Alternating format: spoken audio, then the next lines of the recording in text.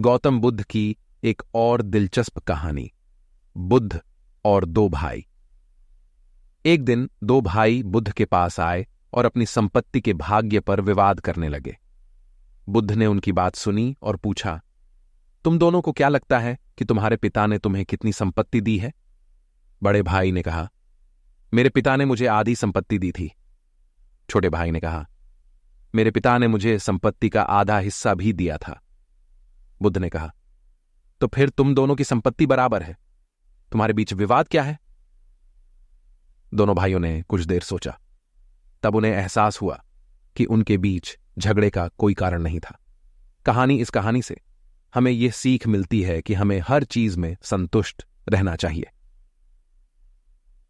इस कहानी का मजेदार हिस्सा, इस कहानी का दिलचस्प हिस्सा यह है कि बुद्ध ने दोनों भाइयों को उनकी गलती का एहसास कराने में मदद की। बुद्ध की एक और दिलचस्प कहानी सुनिए। बेमो। बुद्ध और अमीर आदमी।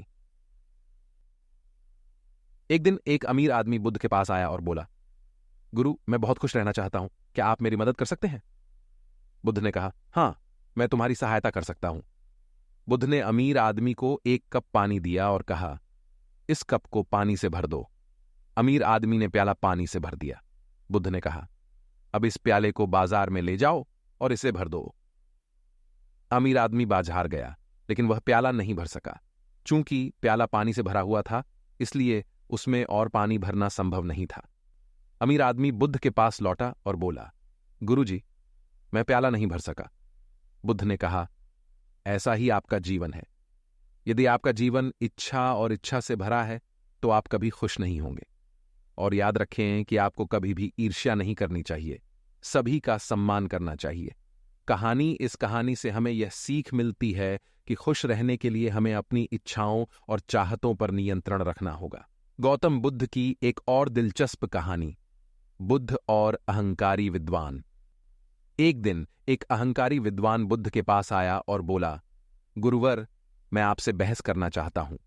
बुद्ध ने कहा, ठीक है, तुम किस बारे में बहस करना चाहते हो? विद्वान ने कहा, मैं सब कुछ जानता हूं, आप मुझसे कोई भी प्रश्न पूछें, मैं उसका उत्तर दे सकता हूं। बुद्ध ने कहा, ठीक है, फिर मैं तुमसे एक प्रश्न पूछता हूं, हाथों की ताली कितनी बजती है? विद्वान ने कुछ देर सोचा, फिर उन्होंने कहा, एक हाथ की ताली में आवाज नहीं होती, आवाज के लिए दो हाथों से ताली बजानी पड़ती है। बुद्ध ने कहा, तुमने सही उत्तर दिया है।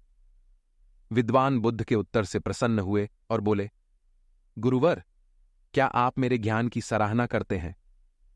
बुद्ध ने कहा, हां, तुम्हारा ज्ञान महान है, लेकिन तुम्हारे ज्ञान के साथ तुम्हारा अभिमान भी महान है। बुद्ध की बातें सुनकर विद्वान ने कुछ देर सोचा। तब उसे एहसास हुआ कि ज्ञान के साथ साथ उसका अभिमान भी बढ़ गया है।